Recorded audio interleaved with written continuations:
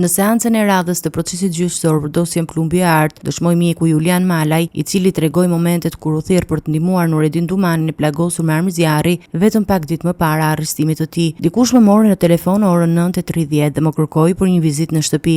Më priti një person që çalonte dhe më çoi në disa rrugica që nuk i njihja. U futun fillimisht në një garazh e më pas në një apartament. Ai shtoi se para se të hynte brenda, ju kërkuaj që mos tregonte asgjë për atë që do të shite. Në apartament ishte një person me fashun në kurriz, një kaçurrelc që kishte plagë me armë zjarri. Kuptova se kishte nevojë për ndërhyrje kirurgjikale, pasi Plumbi nuk ishte dalë nga trupi. Aty ndodhej dhe një vajzë, si dhe një person tjetër që quhej Brdalla, i cili kishte laborator. Sipas tij, vizita zgjati vetëm pak minuta, por pas largimit ai ndjeu se po ndiqej. Kur shkova në spital, pash një mjet që vinte nga pas, edhe në shtëpi u ktheva me frikë. Nuk fola me personin që ishte i plagosur. Mjeku tha se apartamenti ndodhej në katin e 5 të një godine me ashensor, por nuk ishte në gjendje të tregonte adresën e saktë, pasi nuk e njihte zonën. Dëshmia e tij është një nga provat që prokuroria e posaçme po përdor për të ndërtuar zinxhirin e ngjarjeve që çuan në zbulimin e rrjetit kriminal të njohur si Plumbi i Art, ku Damianit ju ofruan mbrojtje në këmbim të bashkëpunimit me drejtësinë.